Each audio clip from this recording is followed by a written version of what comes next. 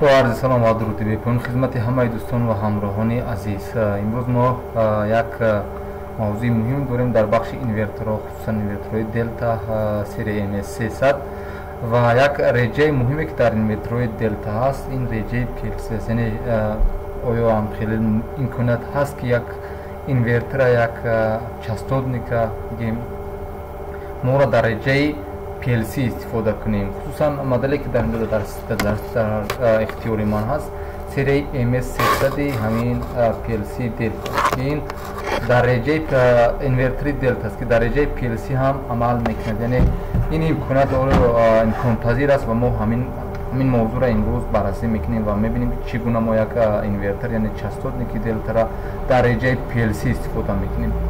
سراول ارتباط بین همینا برقرار میکنیم. ما از کام استفاده کردگی هستم یکشم نموده کابل‌های پرینتر است که برای ارتباط بین نرم افزاری همین دلتا VFD سافت است و یک توی دیگرش هم شبکه RS485 است که این دو سیمی که SG مثبت و SG منفی که در اینجا وصل است. خب برای ارتباط برقرار کردن ما حتما نیاز است بریم قسمتی منیج از اونجا پورت ها را بینیم که کدام پورت بود. ما در بخش این هم تقریبا گفتگی بودیم، یک موضوع کوتاه هم داشتیم در بخش ارتباط برقرار کردن بین نرم افزارها و سخت افزارها در دلتا. خب کامپورت 10 ما همین USB که اینجا هست و کامپورت 4 ما هم پورت 4 ما هم این همین RS485 و USB است که ما اینا برای ارتباط بین نرم افزاری ASP سافت و اینورتر نیاز داریم. خب برای ارتباط برقرار کردن در نرم افزار دلتا VFD سافت فقط نیاز بود نرم افزار را باز میکنیم و میریم قسمت همینجا یعنی کام انتخاب میکنیم. از من پورت 10 بود، اگر شما USB باشد خیلی زود میاد. باقی مانده این پارامترها خودش میجوره و ارتباط برقرار میکنه. یعنی اینجا بینید ارتباط برقرار شد. اینجا بس اومد اینا روی 30 هرتز است. اگر ما کیپد کشیم روی 30 هرتز. و برای ASP سافت چگونه سراول میریم کجا میریم؟ بخشی نرم افزاری کام GR نرم افزار داشتیم که برای ارتباط برقرار کردن بین سخت افزارها و همین نرم افزار ASP سافت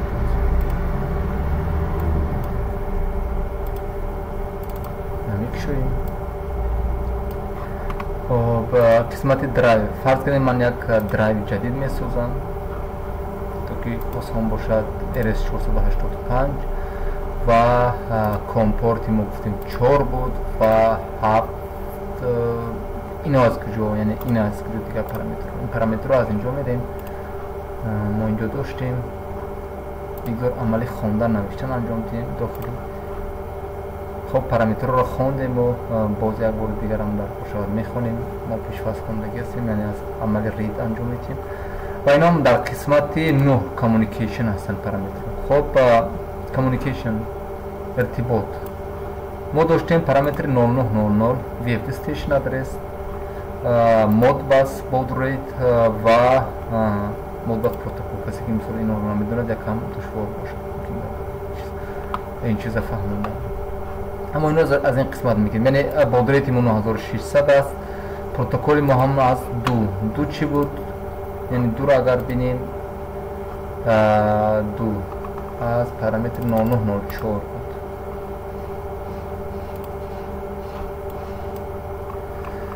خب پارامتر 0904 یعنی پروتکل روی دو باشد اگر 7 ایوین یک اسکی یعنی درست است 7 ایوین یک اسکی. خب علاقه اینو معلوم شدن. کامجیه را بینیم. خب 9600 و 7 ایوین یک استیشن ادرس هم روی یک بود همون 0900 و آتو دیتکت هم میزنیم. یعنی یافت یعنی همه خیلی چیز در ما وصل است. خب اینجا معلوم الکی چگونه ما درایو ساز میکنیم. یعنی من الکی دارم در اینجا بینید الکی هست و ما الکی یافتگی است. میریم قسمت نرم افزار. این پارامتران نیاز خب 20 است. یک بار زیر تولز و کامیونیکیشن. زمانی که در نرم افزار ASP Soft ما ارتباط میخوایم برقرار کنیم یا که WPL Soft باشد، شما نمود USB را انتخاب کردیم، همون درایوری که ما ساختگی بودیم، درایوری که ساختگی بودیم که استیشن ادرس اینجا ببینید 10 گذاشته کیم. استیشن ادرس 10 چیست؟ این از کجا 10 آمد؟ پارامتر 09 سی و چند بود؟ ببین اگر این بس بندیم رفت جای خودش. پارامتر 99 سی و چند بود؟ 35 یعنی این پارامتر.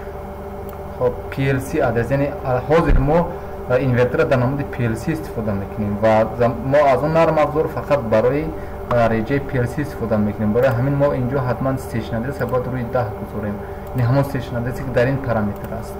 خب در این پارامتر ما پارامتر 9935 اینجا ببینید اینتر پارامتر 09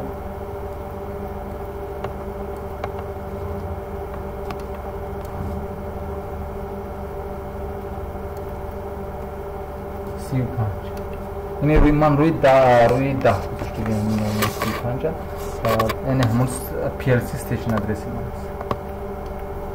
خب یعنی هیچ وقت باید نباید که هم پارامتر 0935 و پارامتر 0990 یعنی هم PLC ادرس شما و هم درایو VFD ادرس شما یعنی باید دیگر برابر باشن، یعنی باید فرق کنن.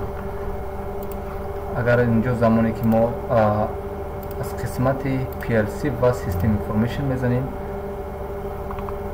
خب بینید از ما میگه که VFD MS300 وصل است، استیشن ادرسش هم 10 هست. خب دیگر پارامترش یعنی از ما قبول کرد. خب ما ارتباط برقرار کردیم بین نرم افزار ASP Soft و این فقط برای دیگر چیزا و هم اینورتر. در اینورتر علاقه بینیم با چی قسمت های مهم است. سر اول میریم این سیم کشی است. یک بار ما سیم کشی رو میگذاریم. در MS300 ما اینجا 7 تا ورود دیجیتال داریم و چند تا، یک تا و دو تا دیگر، 3 تا خروجی داریم که یک تشریلی است و دو تا دیگرش هم ترانزیستوری هستند. ما یک ورودی آنالوگ داریم که نمود جرانی و شیدتی است و یک خروجی آنالوگ. خب پورتاش هم اینجا یک USB پورت داشتیم که ما با نرم افزار VFD Soft ارتباط برقرار کرده بودیم و از RS485 هم از این برای نرم افزار ASP Soft. این قسمت های مهم است که شما باید دونید که ما در MS300 ما چی داریم. بخشی از اینجا آغاز کنیم. این منوال همون MS300 است و میریم از اول میبینیم که در بخش همین ریجه PLCش ما از چی قسمت های مهم اونجا داریم و چگونه همین منوال استفاده کنیم. آموزشمون از همین قسمت است. خب اینجا بود سر اول ما ارتباط برقرار کردیم. در اینجا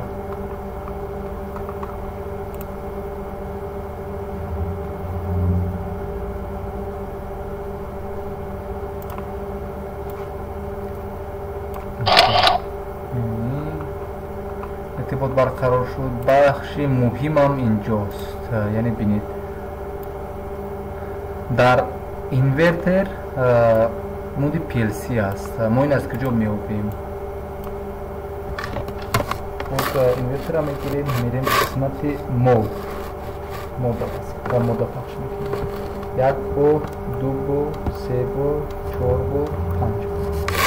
زمانی که ما 5 بار میریم اینجا میبینیم که PLC پیدا میشه و PLC ما 3 حالت دارد. در اینجا حالتی میتوند حالت 0 بودن، ما روی 0 میمونم و روی 1 بودن و روی 2 ҳолати 0-ш ин реҷаи аллакай инвертер аст, ҳолати 1 PLC run реҷаи PLC ва run, ҳолати 2 PLC 2 бошад, ҳолати PLC ва stop. хуб як нуқтаи муҳими дигарам инҷо буд, мо нагуфтем замоне ки мо то замоне ки ҳамин мудда мо реҷаи PLC нагзорем ё PLC 2 ё ки PLC 1 мо аз ин барнома бо ин инвертер иртибот барқарор кардан наметавонем. хуб бинед ҳозир мо агар систем информейшн занем ба мо мегӯяд ки мисол инвертер васл шудааст. агар ман реҷаи 0 агар рӯи 0 монам PLC 0 монам аллакай PLC кор намекунад,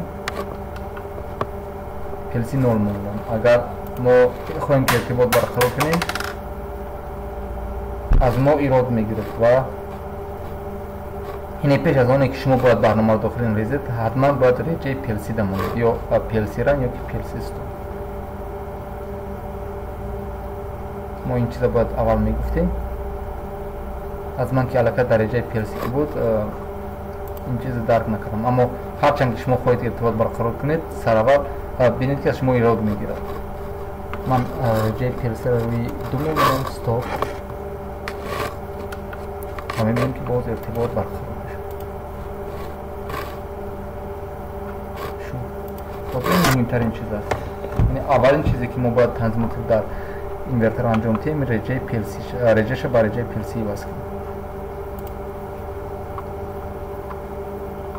кунем. инҷо гуфтагӣ аст PLC mode selection. то бахши IO mapping яъне вуруди хуруҷиҳо шумо дар инвертер гуфтем дар MS300 7 вурудӣ доштем ки аз сар мешаванд аз ME1 то ME7. дар бахши инвертерам бинем қисмати поин аз ME1 то ME7 инҷо буд сета хуруҷӣ доштем, як хуруҷии релеӣ ва дутои дигар транзистор. хуб ин хуруҷи релеи мо аз инҷо ва ин дуто MO1 то MO2 инҷо буданд, ино хуруҷии транзистор. хуб мо яъне дар ин PLC ки аллакай мо дорем аллакай моди PLC аст. ин PLC ки мо дорем 7 вурудӣ дорем ва 3 хуруҷӣ. яъне боқӣ мо барномаро дар асоси ҳамин вурудӣ ва хуруҷиҳо менависем. дигар қисматҳо ки ҳам бахши барноманависӣ аст, чӣ гуна мо барнома бинависем ва инҷо як ҷадвали муҳиме аст дар инҷо мо гузар накунем. ҳофизаҳо ва реҷистерҳо. хуб ҳофизаҳои мемориҳое ки мо инҷо дорем гуфтагӣ аст. муҳимтаринашон мо инҷо мегзарем. M1025 аст, M1040 аст, 1026 аст. хуб 1026 фарқ кунем яке шумо самта метавонед аз дохили барнома метавонед самти инвертер васл кунед. хуб 1025 барои run stop-и инвертер аст, 1040 ам барои манба аст. хуб ина ҳозир мо мегзарем. хуб дигар мемория баъдам реҷистрҳо ҳастанд. фарз кунем мисол хуб як қисматашам ки ино дар PLC ҳам як хел аст. фарз кунем 1028 мо вуруди аналоги мо аст, 1029 вуруди аналоги шиддати мо аст. инҷо ин ҷараёни мо аст. боз хуруҷи аналогиё бинед инҷо хуруҷи аналог яъне ин 1040 аст. хуб инҳоро мо истифода мекунем онҷо комилан онҷо мегзарем. хуб боқӣ инҷо фармон аллакай мерем write parameter.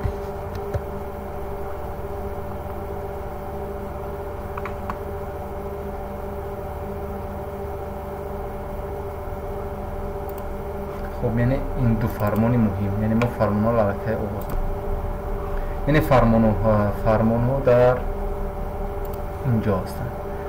دو فرمانی مهم است. اول write parameter و read parameter و write parameter.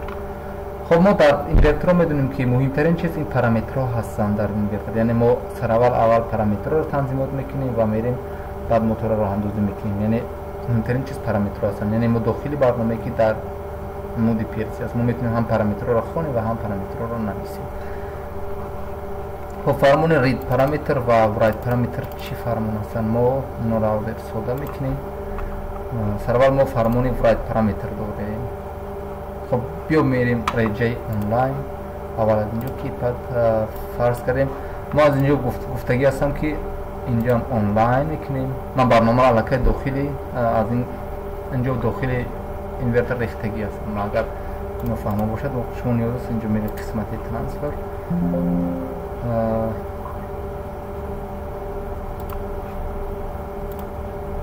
و برنامه رو داخل این میریزیم.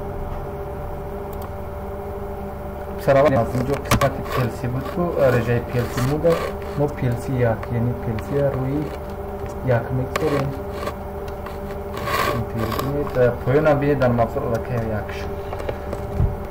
خب ورایت پارامتر چی معلومه در اینجا است. منوال هم اگر بینیم مشاهده کنیم ورایت پارامتر سراغ همین نوشتن یعنی اینجا خب دو قسمت است یعنی از S1 و از S2 است. S1 معلوماتی که ما میخوایم نویسیم یکان رجیستر فسال فرض کنیم کدام رجیستری که نباشد و کدام پارامتر میخوایم ایواز کنیم. فرض کنیم من اینجا گرفتگی هستم دینو را بیار داخلی قیمت دینو را بیار داخلی 16 و پارامتر 0100. پارامتر 0100 ما چی بود؟ این ماکسیموم فریکوئنسی بود. اینجا اگر این پارامتر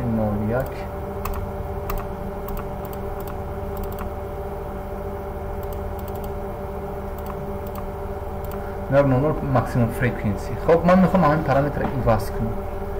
از داخل این برنامه میریم set on فرض کنیم 50 هرتز نه میخوام که این 45 هرتز باشه. حسابی که از 100 است ما اینجا 44 مگا بزنیم.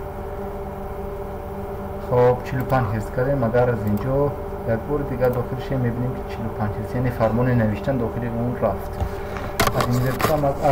از اینورتر اگر بینیم اینتر مثال فرض کنیم مود پارامتری چند بود 01 یعنی این داخلش میریم میبینیم که 45 هست. خب من اینو میخوام ایواز کنم. خب میگذارم روی 40 هرتز. خب 40 هرتز مود میرم 40 هرتز یعنی فرمان نوشتن انجام شد. خب یک نکته مهم در اینجا قید میکند در زمان نوشتن میگه که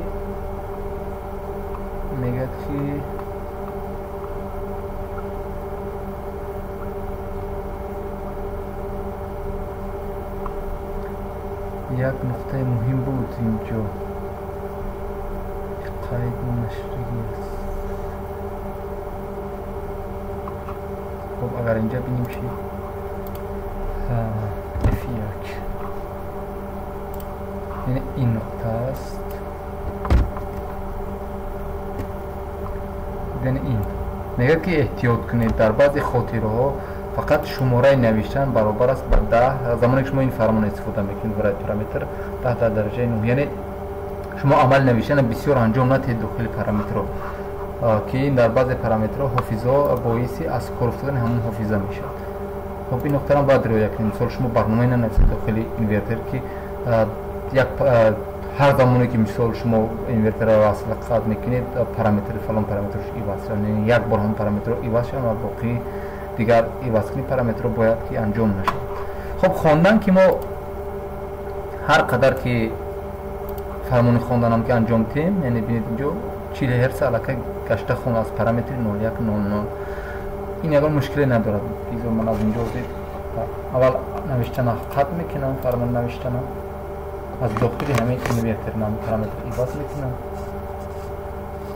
و سومد ایواز میکنم اور ماکسیموم فریکوئنسی بگذار روی 45 منم زیاد.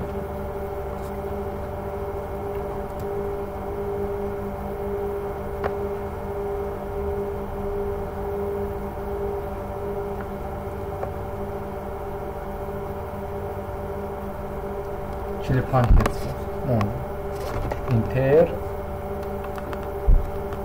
خب بینید عمل خواندن انجام شد و 45 هرتز خوند از داخل اینورتر.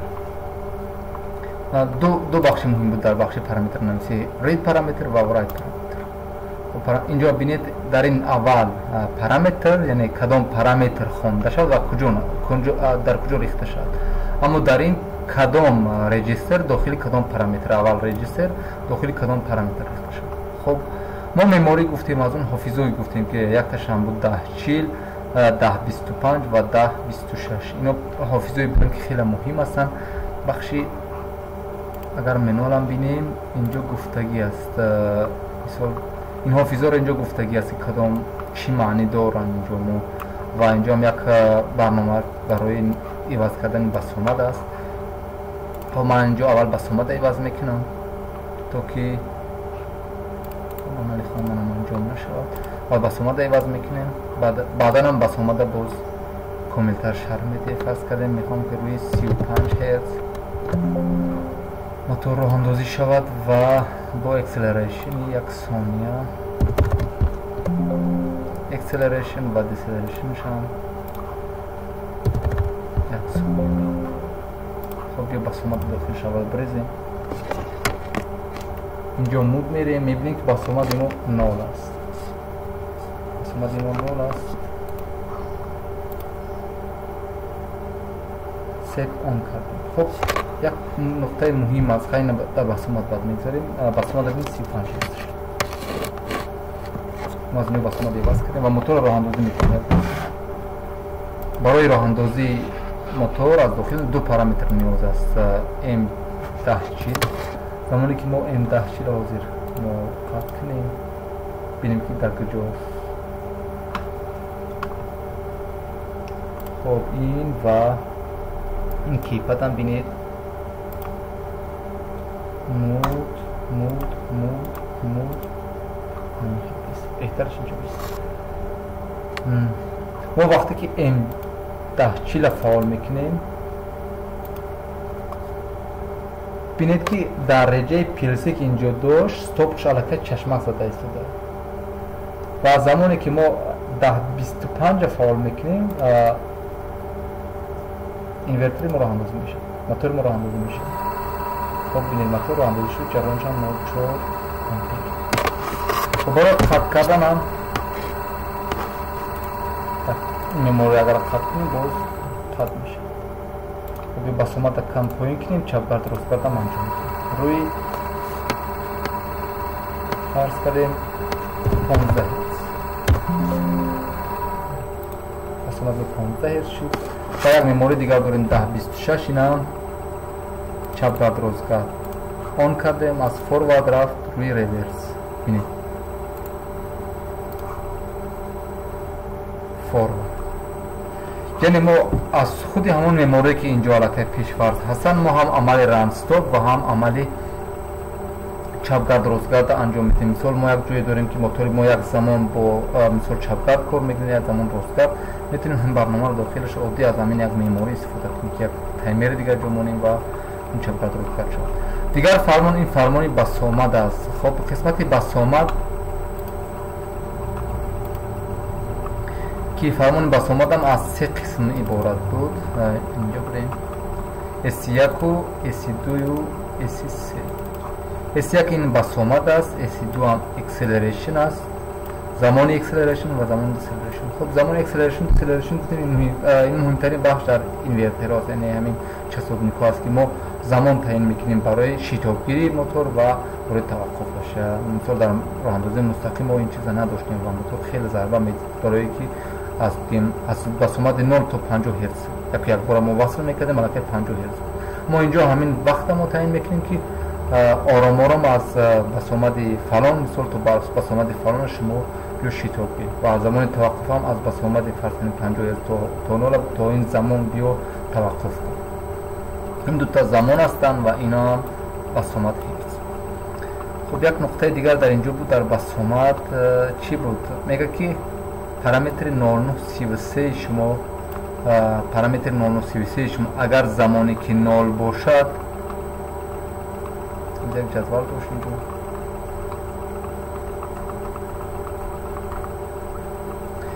خب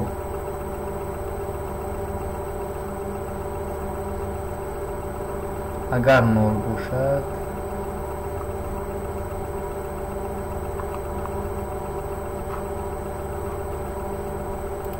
پارامتر 33 شما 0 باشد بسامد شما زمانی که شما اینورتر استاپ میکنید بسامد داخل همون میمونه. لازم ما اینجا ببینیم بسامد لازم ما بیشترش اینجا چی کنم پارامتر میدیم. اول از من ببینیم پارامتر من چی است. پارامتر من پارامتری گفته پروگرام و پارامتر 09 بود 0933 بود. This is parameter 09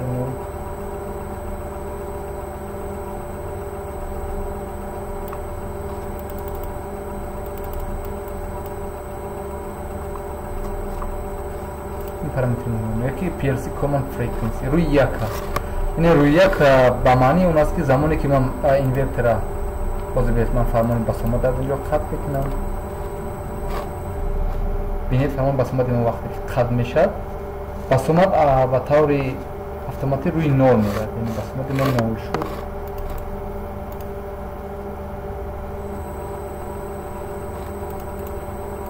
ست آف کنیم و بریم این پارامتر روی نول اینجا پارامتر نول نول اینتر پارامتر 0933 روی نول بذاریم ببینیم چی گپ میشه.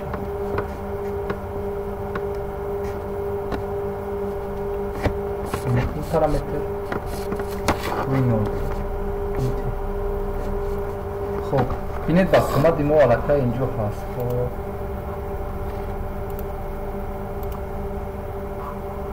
اینجا پارامتر 0933 روی نول ببین بسامد 15 هرتز موند. یعنی ما فرمان بسامد هم اگر قطع کنیم بسامد ما حفظ کرده میشه. ببینید بسامد حفظ میشه. خب من میخوام که بسامد روی چند روی 30 هرتز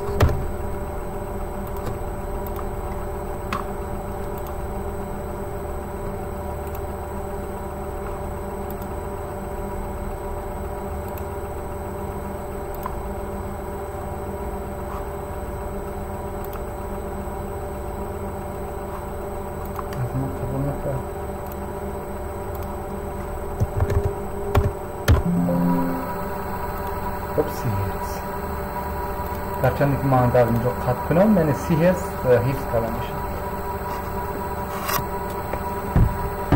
این فرمانی بسامد بود. ما چپ راست دیدیم بسامد دیدیم خواندن نوشتن پارامتر رو دیدیم. یک بخش دیگر هم دارد این ورودی خروجی ها است. ما ورودی خروجی رو گفتیم که در MS300 چند 7 ورودی داشتیم دیجیتال و 3 تا خروجی دیجیتال داشتیم که ریلی بود و اونا هم تدریجا برابر بود با XC0 ME یکی ما بود XC0 و تو هم که رفتگی بود ME6 ما بود ME7 ما بود XC6. خروجی هم Y0 بود این ریلی خروجی ریلی ما و Y3 یعنی Y3 ما بود MO1 دیجیتالی ترانزیستوری یکم خروجی یکم و دویمش هم Y4. اینجا من یک کلید دارم. یک کلید وصل خط است اینجا ببینید و یک کلید وصل خط است. دو حالت است و در اینورتر هم بردگی هستن داخل ورودی یکم یعنی اینجا ببینید از دیسیم ورودی یکم و دویم. خب من وصل خط میکنم ببینید که چگونه وصل خط میشه. یکم ورودی ME1 XC0 است XC1 ME2 بینید صدای ریلی داخلی اینورتر هم ایامت بوده. ما اینورتر قطع کنیم بینید صدای ریلی چگونه معلوم است.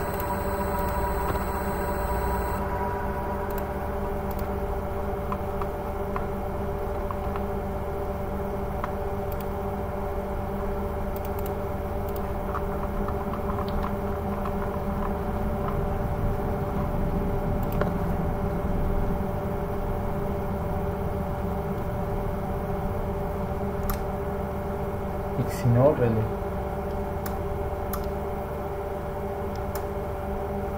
و XC1 انجام خروجی ترانزیستور مفید. یعنی ما کدام ورودی هم که خواستیم میتونیم از طریق همین ورودی که در PLC هست در اینورتر هستن استفاده کنیم. اینا قسمت دیجیتال بودن. ما باز گفتیم که یک ورودی آنالوگ و یک خروجی آنالوگ هم داریم و در برنامه نویسی هم برابر هستن. رجیسترش هم برای نمود شدتی باشد AVI، یعنی اینا بینیم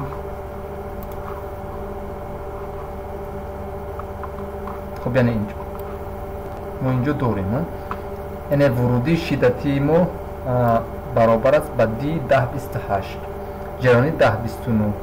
خروجی آنالوگی ما برابر است با چند؟ رجیستری 10 چی.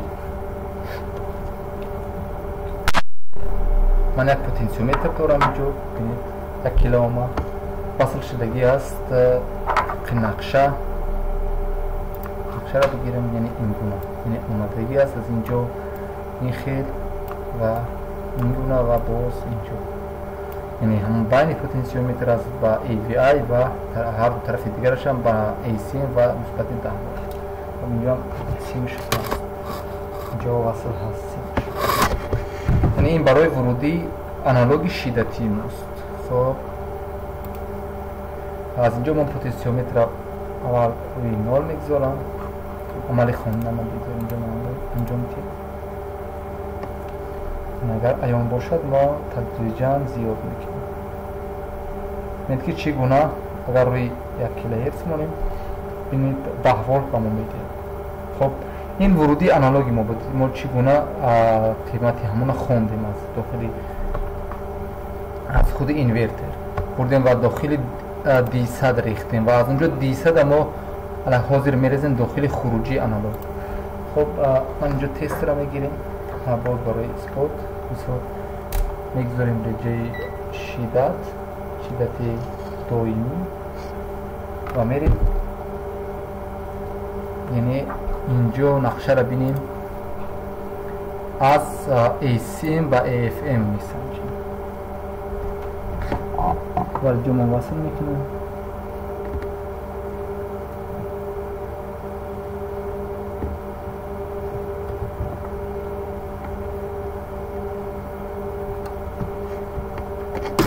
خب تیتر اینجا وصل کردیم.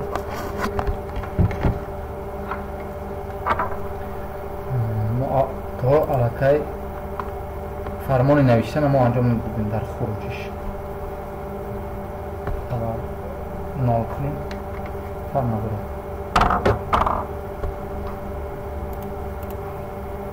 ست اون.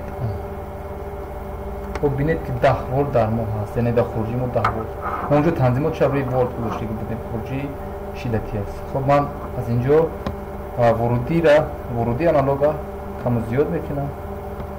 بینید که شما خروجی آنالوگی ما چگونه کم زیاد میشه. 0 ولت در سن 5 ولت بذاریم.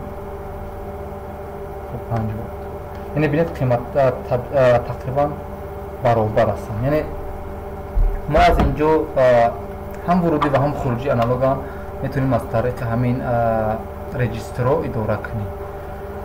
خب این یکی از مهمترین بخش است در اینورترها، در اینورترهای MS300 خصوصا دلتا که شما یک اینورتر را میتونید که در نمود PLC استفاده کنید. خصوصا من زمانی که همین آموزش انجام دادم خیلی هم از این خوشحال شدم که ما علاقه میتونیم یک اینورتر را در یک چند کارهایی که مثال ما علاقه ما رو نمیتونستیم انجام بدیم با واسطه با واسطه PLC انجام میدادیم. خب چی مصرفایی داشتیم، چی برنامه‌نویسی داشتیم داخل اونا، علاقه ما میتونیم از یک اینورتر استفاده کنیم. یعنی همین رجه که اینورتر در رجه PLC دارد شما بینید علاقهش 7 ورودی دارد، اینجا 7 ورودی دیجیتال دارد، 3 تا خروجی دیجیتال دارد، یک ورودی آنالوگ و یک خروجی آنالوگ دارد. یعنی شما از این امکاناتی که در خود اینورتر وجود دارد همچون PLC و استفاده میکنید. علاقه یک PLC بگیم کاملا که هم دیجیتال و هم آنالوگی دارد، هم ورودی و خروجی ها شما میتونید استفاده کنید. میتونید که یک PLC را گیرید همچون ماستر و از یک اینورتر را گیرید همچون ماستر PLC و یک چند اینورتر رو دیگر اداره کنید، وصلاتشون اونجا انجام دهید، بسامداشون را ایواز کنید. یعنی بینید که چی امکانات ها دارد زمانی که شما میتونید که برنامه نویسی کنید یا که یک جا بود استفاده کردن از این رجا. ما از همین намуд истифода кардем. мо як таҷрибат доштем ки як замон чапгард кор мекард, боз таваққуф мекард, як замон бо гашта ростгард кор мекард, боз таваққуф мекард, бо гашта чапгард. Яъне ҳамин равандаш мо як бор агар тасаввур кунем ки чӣ гуна анҷом мешавад. Мо онҷо реле забон дорем, симкашӣ дорем ки чанд вуруди хуруҷиро анҷом додем барои ин кор. баъдан ҳам замоне ки барномаро навиштем мо ҳатман ниёз ба як тугмаи фақат васл дорем ки васл анҷом метиҳем ва мотори мо худаш ҳамон замоне ки мо таъин кардаги ҳастем чапгард об мехад, баъдан ҳам якам дам мегирад, боз ростгард, боз кам дам мегирад, боз чапгард. яъне ҳамин процесс комилан анҷом мешавад бе ягон мушкиле. яъне замоне ки мо барноманависиро дохили инвертор анҷом медиҳем хеле имконотҳои мо зиёд аст. боқӣ пирӯз бошед, яке аз омӯзишҳои муҳим буд дар бахши ҳамин MS300 инвертори 300 дар реҷаи PLC.